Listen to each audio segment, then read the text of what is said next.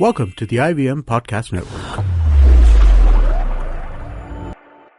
It's like a relationship, right? I mean, how do you negotiate a difficult partner? You can, of course, criticize them, get into a fight, or you can be like, what am I learning from this? How can I adapt?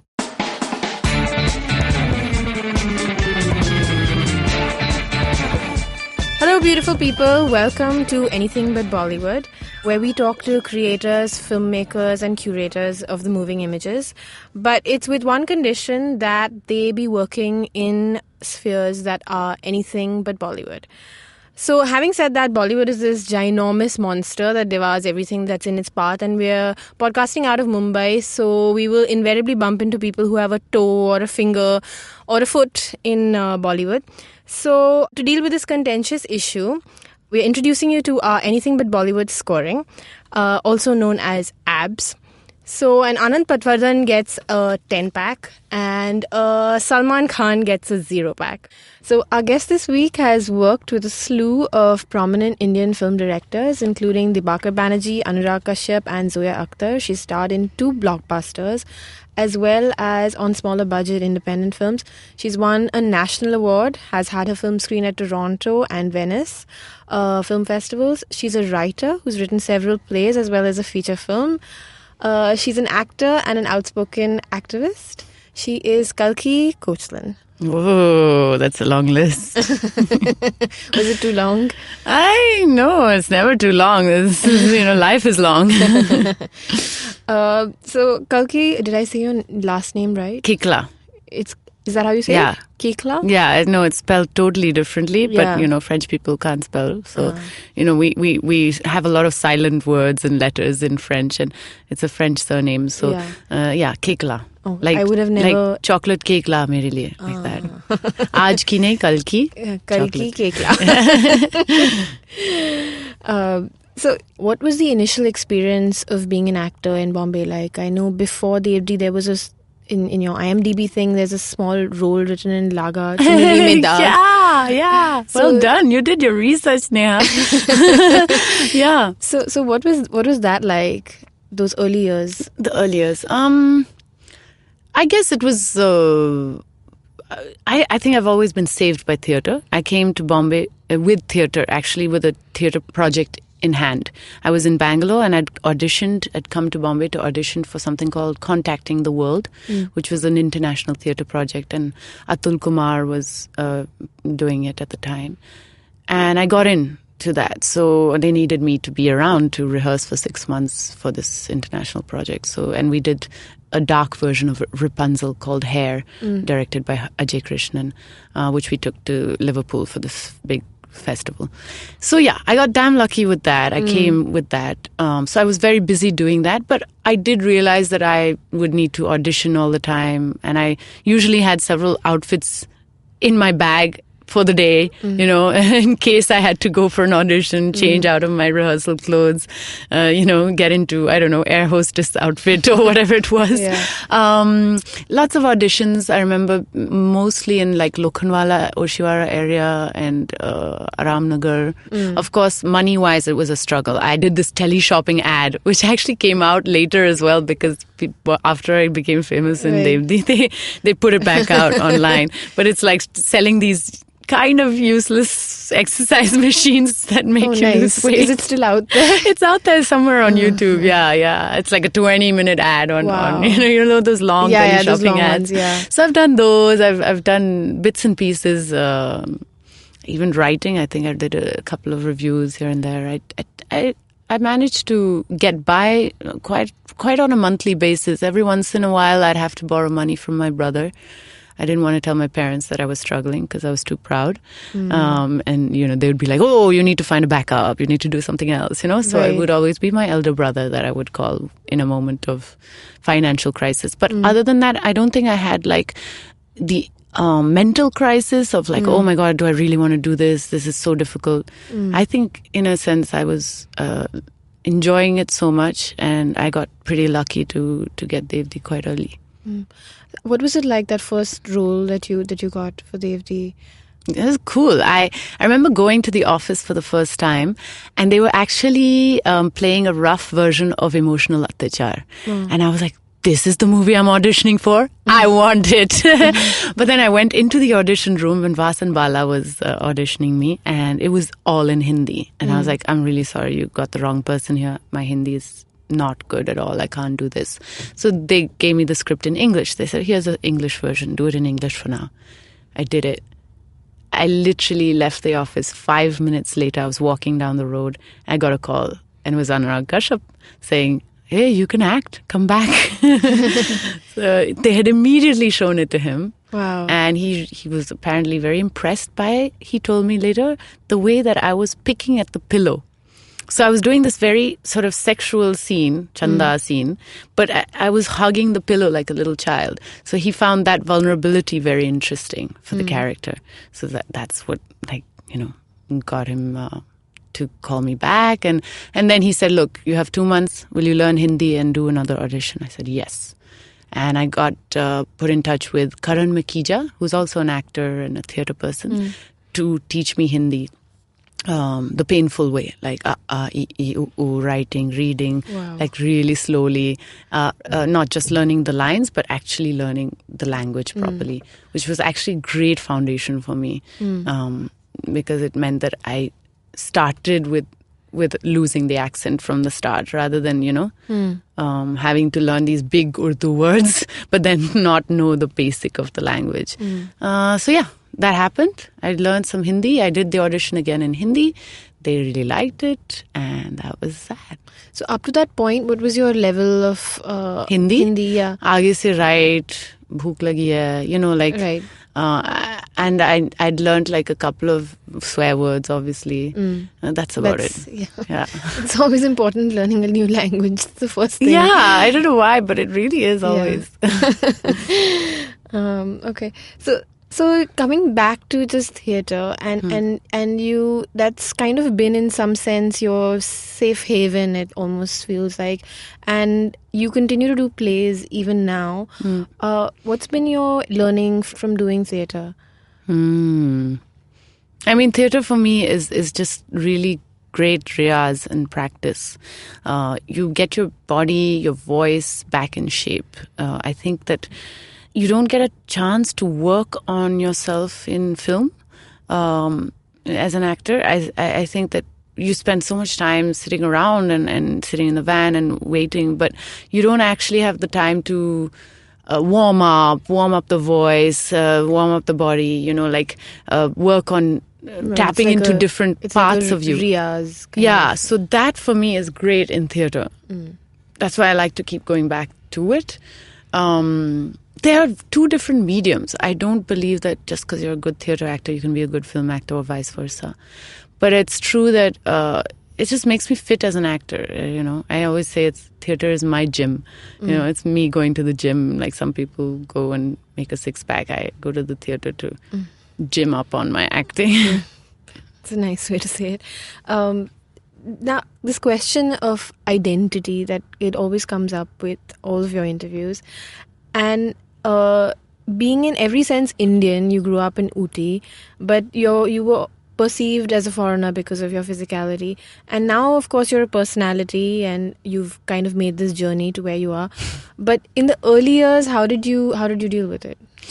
I think it was a bit frustrating in the beginning because people, like, I remember one article after Devdi saying this Russian actress has come and done this film, Devdi, playing Chanda's role, and I was like, what? I'm not Russian. I'm French and Tamilian. So, and then someone, like, questions that were asked to me was like, do you like India? Do you like spicy food? How did you manage to learn Hindi? And I was like, well, I am sort of from here. And, having to re-explain everything over and over was a little frustrating. But I also understand why people would. Like, obviously, I don't look like I'm from here, and it's a question that you would ask. Now it's, of course, less and less. I think people have kind of understood that I'm from here. And that's Devdi, you had a lot of success after that. So did the roles just come at that point? No. Everyone thinks that after Devdi it was like, boom, I got lots of work. But actually, I didn't do another film for a year and a half after Devdi. So I actually went back to writing. I went to write Skeleton Woman after Devdi because I didn't know what to do with my time, and Anurag was such a busy person, and I was like, I better get busy too. So me and a friend of mine, Prashant Prakash, we wrote this play together. We got workshops by Anamika Haksar, who was super helpful. And we put up this play and we traveled with it for like a year and a half. And I did get offered like some roles, but they were all like kind of like prostitute roles. Like, oh, Kalki can do the bold role, so let's give her only that. So I was like, well, I don't want to do the same thing again. So it took a while. It did take a while. You know, people only see like your body of work as like in a bulk like later, and they're like, oh, she planned all of this, and it's all like really, you know, she knew what she was doing. But I don't think it's like that. Right. Was there any anger at that point that you were getting only these kinds of roles and you were kind of getting typecast? I don't think, no, I think I was too innocent for anger. I was just so, I was frustrated with myself. Like, what am I doing?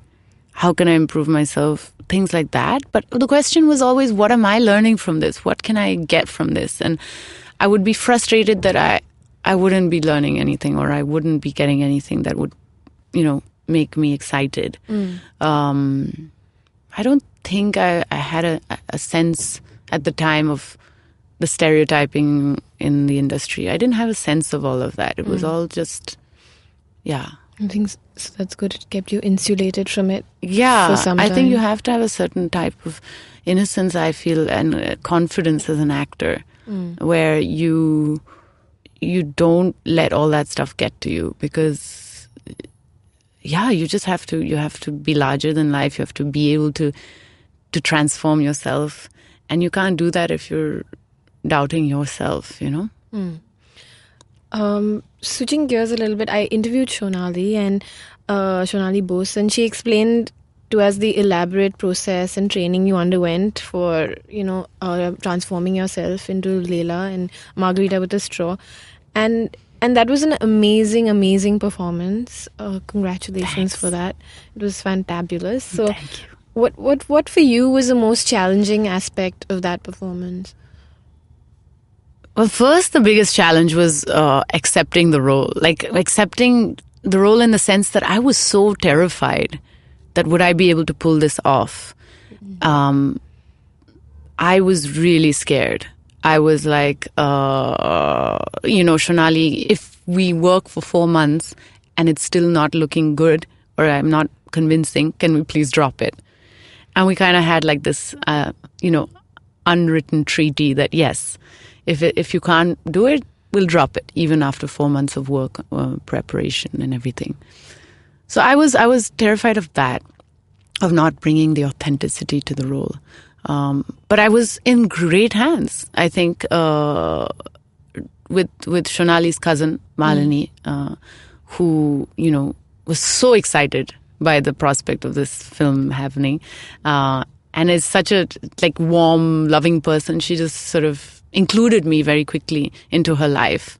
And her mother, Mitubia, who runs ADAPT, the Center for Disability. So they really like just took me in. I lived in that apartment with her. I stayed in ADAPT, wheeling around on a wheelchair, met all the students who work there. This is the center in Bombay? It's a center in Bandra. Yeah. I've worked there. No? So all disabled and it used to able be called people the together. Spastic Society. So they changed the name for the political correctness, and it stands for All Disabled and Able People Together. Oh, okay. So yeah, I mean, I think that I was given the tools to work on this, and I was also given the time.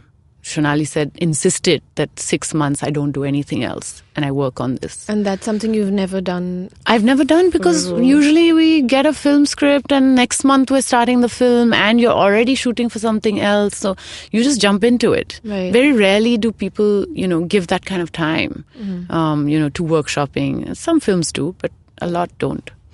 Yeah, I mean, this was a very physically transformative film. Yeah. It's funny though. I remember when we were working on the physicality became less important than the mental place that you get to when you're stuck for that long in a wheelchair. So it was the more time I spent on the wheelchair, like the more I spent full days not moving out of the chair and doing all activities, going to the washroom or eating or, working, answering phone calls, much to the frustration of the other person on the call, as Laila. The more I did that, the more I understood the emotional and mental space of the character, which I think was far bigger a challenge than maybe just the physicality.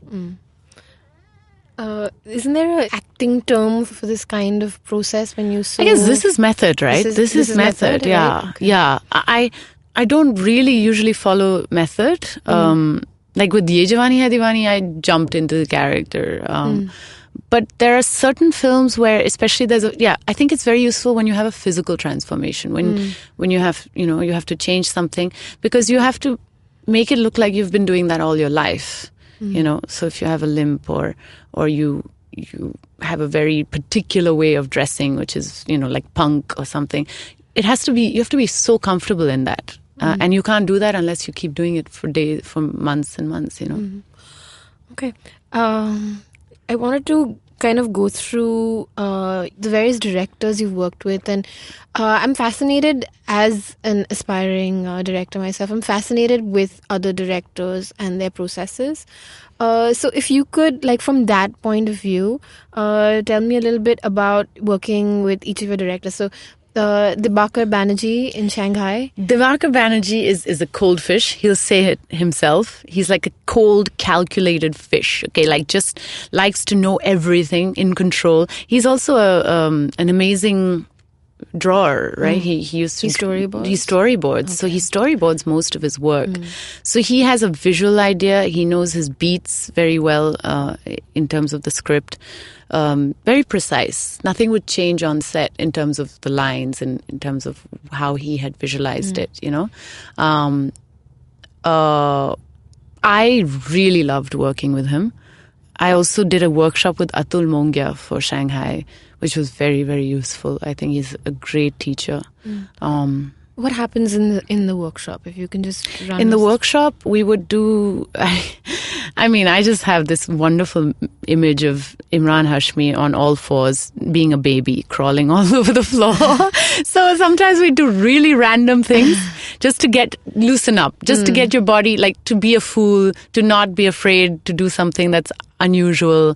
So we would do all these silly exercises.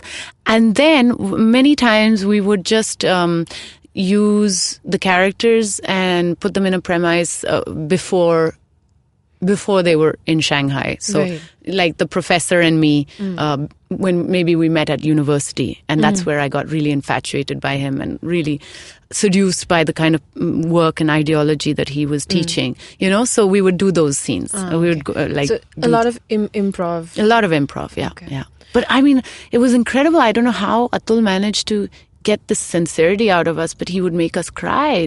We would go through it and I would feel like I'm really in that moment. And that's just something that, a talent he has. And then on set, when it came to Dibakar, he would be very, very, he would come and talk to you and say things to you just before the shot, make you with your brain, sorry, but that's the, so you'd suddenly be in So what kind of stuff would he tell you? I don't know. He'd just be like, I want you to bite his lips off. Just grab him and attack him like an animal for the kissing scene. And I'm like, what? Oh, okay. So he wouldn't so is that something he would come and whisper? Yeah. And he would never be intellectual about the script beforehand. He'd never be like, this is your character. She's come from here. She's done this, But and in the moment of the shot, when you're just about to start, he'll come and throw something inside you, and then your whole system, which was ready for something, goes haywire. But that was great. That brought a certain amount of put you on your toes. So even though he was very calculated and precise, he had that spontaneity about him. I guess that's what makes him such a brilliant director. All his films, and even this film, the arts, the visuals, the way the house was done. I think it was Vandana Kataria. Yeah. I know her really well. I'm so bad. Anyway, but and then Anurag Kashyap you worked with on Devdi and That Girl in Yellow Boots. So what is he like as a director? As a director, I'm not going anywhere else. I think you've covered the elephant in the room. Yeah, you've covered it all. I think everywhere else. No, it's great. So Anurag is the opposite of Dibaka in many ways, in the sense that he is completely spontaneous. He doesn't mind if you don't stick to any of the lines, as long as you get the emotion across of the scene. So many times he'll only be like, I don't like the scene, change it, do what you want. He'll only be writing the night before. Like, he's that guy. He's like a last minuter. Backbencher last minuter. But the talent that he really has is one, recognizing, like very good at casting, recognizing what a person has that will be perfect for that character. I think he has that's why I think most actors who work in an Anurag Kashyap film are their best in that film. Because he just brings he finds that natural element in you and he says, that's perfect for this character. He's so brilliant at spotting that. The other thing that he's great at is total malleability on set. Okay, the room we're supposed to work in is flooded. He'll just change it and, okay, we'll make it here. The scene happens somewhere else. It doesn't matter. So he's not at all stuck on the place and the visual necessarily, right. He finds something in the moment, or he'll change it because he saw, I don't know, a coffee shop that looked cool, or, he saw a guy on the street, he'll be like, Aap aa jao, you also be part of this, So very, very good in the moment, that's his strength. And Zoya Akhtar you worked with on Zindagi Na Milegi Dobara. Yes. Zoya, I think, is firstly a very brilliant writer. She really has an amazing ability to work on her characters who, even when they're really stereotyped or what you expect of her, like my character in Zindagi, like this like posh, prissy brat, she still manages to see it from a point of view of, I don't know, she brings in a human element to that character. She still understands where that character's come from. And that comes out in her writing. You don't need to do that work. It's already there. She's also very precise about her beats. And she has, I think, a good sense of comic timing. Very good sense of comic timing. You read the script and you know that here you have to pause for 2 seconds because there's a little chuckle, So that, I think, is her great strength. And in terms of visuals, I think all her films have always been these big, larger-than-life films. Yeah. And, it's her world. She knows that world really well. She grew up in a Bollywood family. She's grown up with that. And she's not denying that world. She's, in fact, trying to make it more real and more human because we see this world and we kind of just see it as a, I don't know, like a plastic almost, place, and she makes it real, and I think that's amazing that she does that.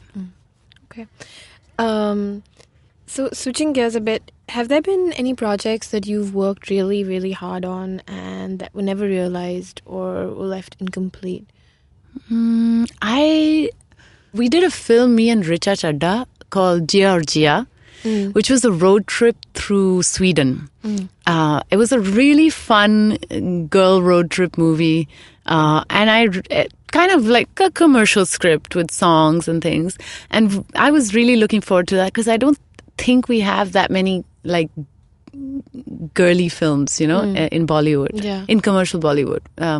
It's like a Zindagi but female version. Right. So I really enjoyed working on that, and we were obviously in Sweden for a month. It was very pretty. But yeah, and it was also cold. By the end, it was really freezing because we were pretending it was summer, but it was actually autumn. Wow. So we were in these tiny clothes, and then it was like, Anyway, but that film still hasn't released. When did you shoot that? 3 years ago. Oh, wow. So they keep threatening to release it. They keep saying, oh yeah, we're just figuring something out. I don't know exactly what happened. Some tiffs between the producers. So anyway, at some point it might suddenly just come out and we'll look really young. You've worked a lot with new directors for your films. You've worked with Anu Menon on Waiting, with Nicholas Kankar for Mantra. Bijoy Nambiar for Shaitan. And Konkana Sen Sharma for Death in the Gunj. Yeah. I saw that film. It's a beautiful film. Great. Is there a learning for you in that experience of working with new directors, or are you the one you feel the need to do like hand-holding? No, I haven't felt the need to do hand-holding because most of these are people who have had so much experience on set, even if it is their first film, have made like short films, have been ADs for a very long time, or like Coco is an actor, obviously, has been surrounded by that. So I haven't really felt the need for hand-holding. I do feel that what has happened now with so much time of me being in the industry is that people feel more intimidated by me. Like I'm the biggest thing in the project. So let's be really polite to her. Let's not tell her things. So I'm like asking, is it okay? And they're like, very good, amazing, wow. And I'm like, please don't do this. This scares me. It scares me when people clap at the end of a take. I'm like, no, we're not performing for an audience. We're here to like perfect this and make it better and, push ourselves more. So give me feedback, even if it's a good take. If it's your first take, let's do another one. Let's push it another direction. Or, So sometimes I feel I have to tell people to do that with new directors, not with like people who've got a lot of experience, but with new directors. Just because I guess I come with a certain baggage of having done serious cinema, or they feel like she knows her acting. We can't tell her how to act. Right. And that scares me because I want to be told how to improve myself. Right. That's a really good point, I think, for new directors. I think that does tend to happen when you have someone who's like a bigger personality. Yeah. Whether it's, I think it actually translates to anybody on set, whether it's an actor or it's a DOP or whatever. Yeah. You've mentioned at times that you've seen your performances and you've cringed. So as an artist, sometimes, especially as women, we tend to be very self-critical. Yeah. So how do you deal with those voices in your head? Yeah. So I always watch my films twice. The first time, just to look at how ugly I am and how I did things wrong and what was I wearing and all those idiotic things that go through your mind, my therapist used to make me do an exercise of like writing for 15 minutes nonstop. She said, just do this every night. Write everything that comes to your head for the first 15 minutes and then just burn it, because those are all the useless thoughts that come first 15 minutes. Then come the real thoughts, So it's a very useful exercise, and it's similar with watching my films. I feel the first time is just get rid of all those useless, egotistical or like insecurity-based thoughts. The second time I watch it to enjoy the film. And maybe see like what are the actual positive things in it and what are the criticism I can learn from. That's a very good idea, I think. Watching it twice. So I had this experience listening to the podcast and I was like, this is so annoying. I'm doing these very annoying things and I just couldn't get past the first like 15 minutes. So I think that's a good idea to listen to it twice. Indulge fully in it. Be like, oh my God, I hate this, I hate that. And just go for it. And then the second time, watch it properly. We're going to take a quick break on Anything But Bollywood. We'll be right back. We're talking to Kalki about commercial versus indie films. What's the best new restaurant in town? Which bar sucked? What's the worst new Hindi film? What's the most obscure thing to do on the weekend? And what's the most interesting new walking tour? If you want to know how to make the most of Bombay, listen to the podcast by thedailypow.com. We are Pranati, Amit, and Purva. We're your guide to what to do, see, and eat in the city. You can find new episodes of the podcast every Monday on the IVM Podcast app or any other podcasting app that you prefer, and on thedailypow.com. We're back on Anything But Bollywood, and we're talking to Kalki about the independent versus commercial film scene. You're doing this balancing act between commercial and independent films. Is that intentional? No. I want to do commercial cinema. I want to do independent cinema. The things I don't want is to repeat myself over and over in the same thing and get too comfortable. I like something which makes me a little nervous and uncomfortable. Something where I feel like at least I'm pushing myself and I'm going to learn something. Definitely, I do want to do more commercial work just because it brings in a totally different audience and a bigger audience, which then actually supports your independent work. So I think it's great to be able to do both, but it's what comes my way, really. I don't go after those projects. I'm not much of a networker. I've never been good at that. So, yeah, yeah. And what's the biggest difference you find in your experience between those kinds of productions? I mean, budget is the obvious big difference. Right. But I think that I remember with Ayan's film, like, he'd be like, Kalki, that's brilliant, but just it was too subtle. And I felt like I was like really loud. Like, and I'm like, man, I feel like a cartoon, you know?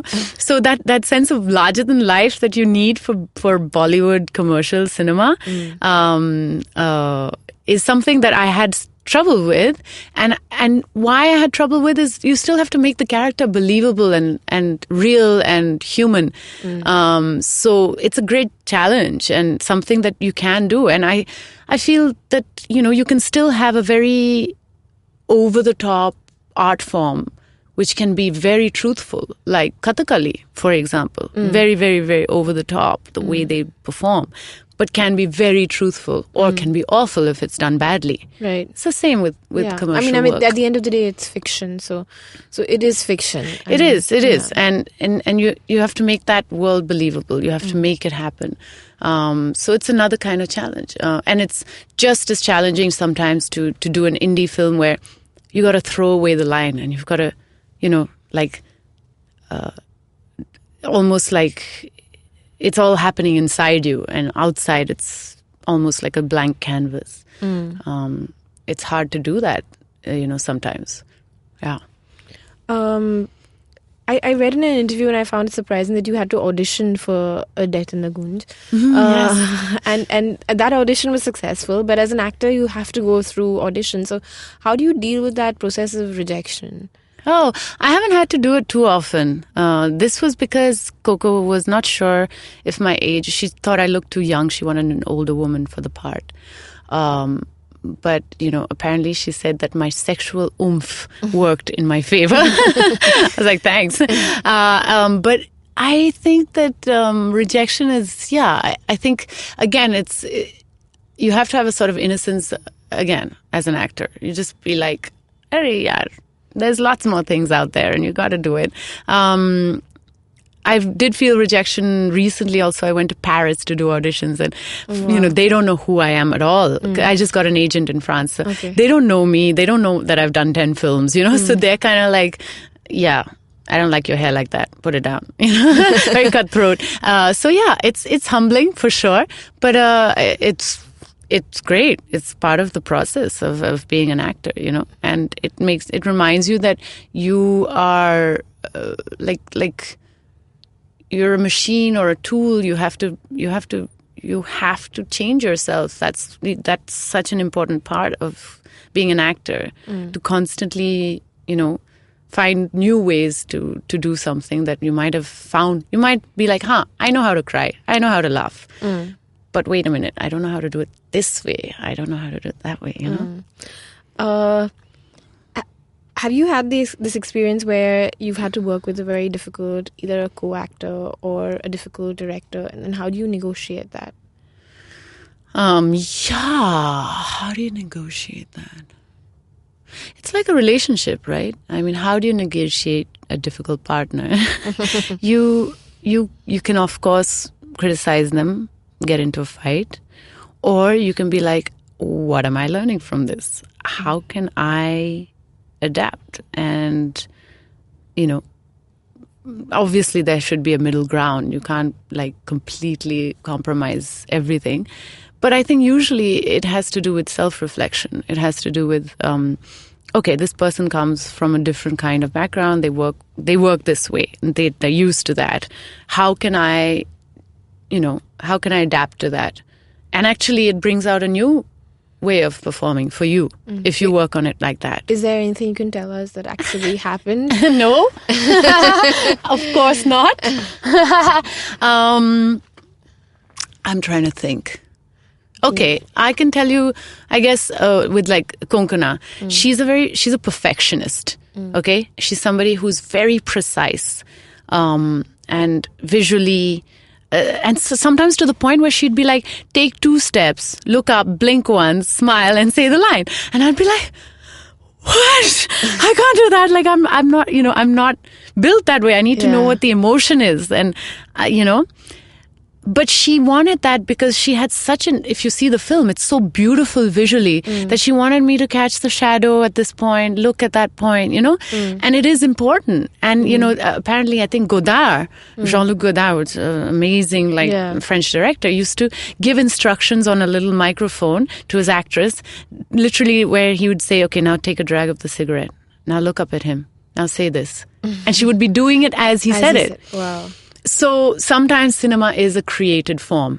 It's not always as truthful as it seems. And yet, you have to also find that truth. You also have to find that presence. So it's a very new way of working. And I remember struggling with it in the beginning. I'd be like, Kuku, I don't understand what am I feeling or what am I going through? And so, but what it brought out is a character who's very different from me. I think Mimi was very, very restrained, very put together, not like jhalli, like me. So I think that it can really bring out a new aspect of you as an actor. And so the more I work with people, the more I feel like, what can I learn from them? As an actor, you have to be very vulnerable in front of the camera and in front of so many people. So do you have any practical kind of exercises or tricks that maybe anyone can do, like not necessarily an actor, but any creative can do? So one thing I've done almost for all my films is create a playlist for the character. What the playlist that character would really listen to, the kind of music they would listen to.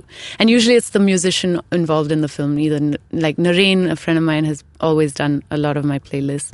Mikey did it for Margarita. So I create this playlist because on set there's just so many distractions. You're about to shoot and then something goes wrong with the light and you have to wait another 10 minutes. And it's very easy to get distracted and in and out and people are like wanting to chat to you because they want to chat to you, So I just have these big headphones and put on my playlist and, just sit there in the what the character would be doing if she was waiting around, if she had nothing to do. So that playlist thing has been actually very helpful for me. So you kind of cocoon yourself. Cocoon myself a little bit. Of course, not all roles. Some roles actually are the opposite. Some roles require you to be very spontaneous. So, like Ye Jawani Hai Diwani, Aditi is a very playful, fun character. So I would purposefully chat to people or play pranks, throw something at someone, because that sense of snapping and, it's like throwing a ball and being ready to catch it. The ball can come from any direction. So, and me, Adi, Deepika and Ranveer, we had that kind of camaraderie and we would really play pranks and do things together, which helped the atmosphere of that particular film. Today, what are the challenges for you in your work when you've reached a certain level of success? One is that thing I was saying about people being intimidated by me or thinking that they know who I am or having an image in their heads. So one is the kind of scripts I get always tend to be like, strong, female-oriented, very deep, dark scripts. One person came to me the other day saying, this girl is really psychotic, so you'll understand. I was like, okay, thanks. I'll take that as a challenge. So, there's that aspect that people come with an image of you already, and you're stuck with that, and you have to break that image. I really want to do like a rom-com or a silly film, like just to break that. What is something you used to strongly believe in, but you no longer do? Wow. I think just generally in your 20s, you have a sense of like, what you want. And you think you know what you want. And you're like, this is really what I want. And although that kind of bullheadedness is great to get you places and to be ambitious, I feel like in my 30s, I know less and less. And that's a great thing because it means I try new things.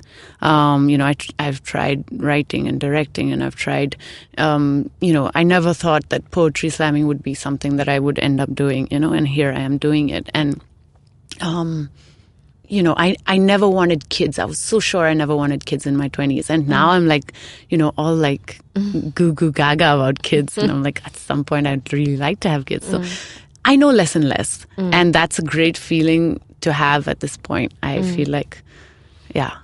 So you're constantly in this position of being this learner. Yes, exactly. Do you read what people or critics say about you, whether it's positive or negative? No, I don't read reviews. I don't read really critics. Just because I think that you do need this kind of brash, innocent confidence about you as an actor. And reviews are it's an opinion. It's like a very, very subjective thing. What I do value are people who know me really well giving me criticism.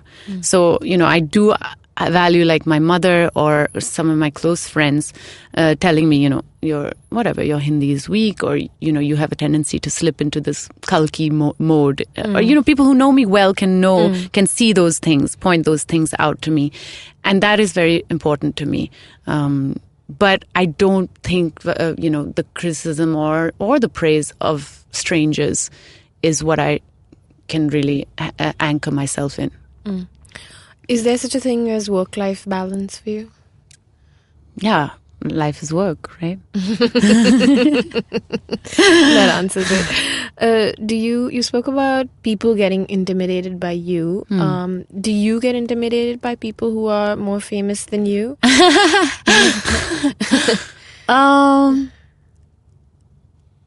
No, I think I've been really lucky to be on pretty chilled out sets. Even I'm thinking about commercial films like Zindagi and Ye Jawani.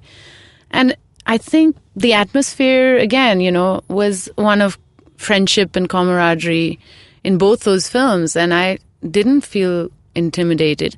I think the one actor I was very intimidated around was Nasir when I did Waiting, because he actually had a small part in That Girl in Yellow Boots. Yeah. And I remember being totally like nervous and forgetting my lines at that point. So I had built up this thing of what a great man he is, which he is. Yeah. But in Waiting, I was nervous, but it quickly melted down in the first few days. But it's just the legend that he was in my head. I don't feel that very often. I feel that with talent. It's not necessary. I don't really think about like, oh, what a big actor this is, what a famous actor this is. How, it's more like, oh my God, this person's so talented. Right. How am I going to keep up with this, Did Nasir do something to make you feel... In Yellow Boots, yes. I remember feeling like a complete fraud because, I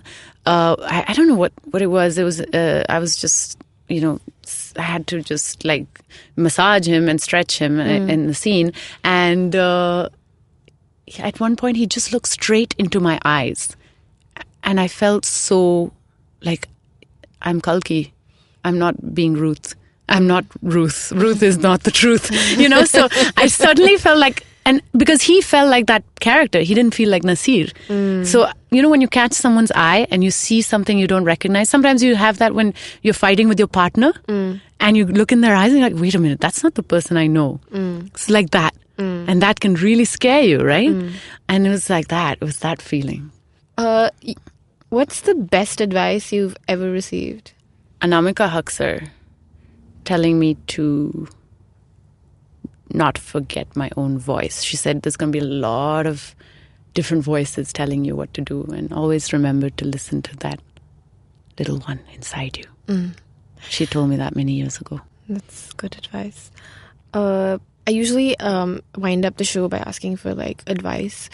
So do you have any advice for directors? For directors? Yeah, for directors. How can I advise them? They're like my parents, like no. Or maybe I guess, what is the kind of environment that maybe you need as an actor on set? Maybe from that point of view.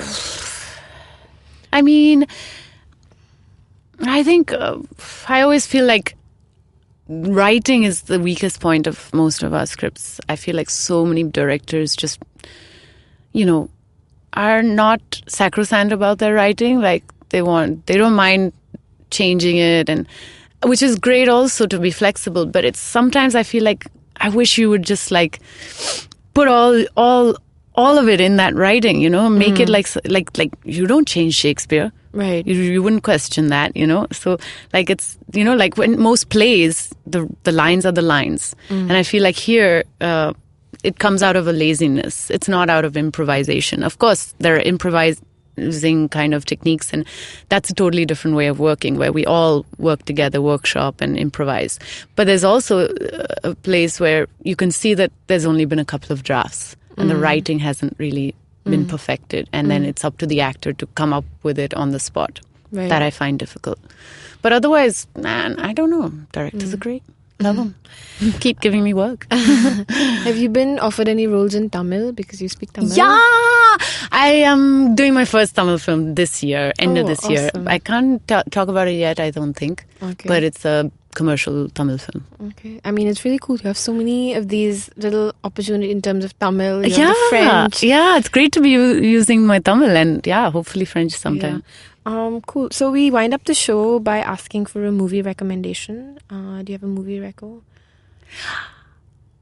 The last good film I saw was on the plane, Manchester by the Sea. Oh my God, I cried and laughed. Either I was crying or laughing. So it's a beautiful film which has this dry sense of humor, but it's about death. It's about life and death, and it's very sad also.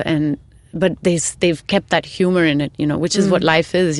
Sometimes you're in the worst situation and you can't help but like giggle, Yeah. So it's beautiful. Oh, so good. My movie recommendation matches yours. It's called, I have to read it out because it's a long one. It's called A Pigeon Sat on a Branch Reflecting on Existence. Wow. It's a Roy Andersson film, and I love his films. They're these little short like stories, one after the other. And it's this very black comedy kind of thing. He does this one static shot. And they're these little skits almost, and they're very humorous, and they talk about, again, very dark things. Yeah.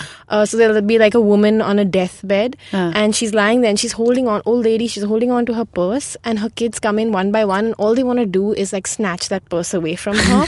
So it's this very visual, dark kind of comedy. So, I love dark comedy. Yeah. I think it's one of the Mukti Bhavan. Yeah. Mukti Bhavan is I mean, amazing. I just think that Yeah. the subject is, it is actually what life is. Yeah.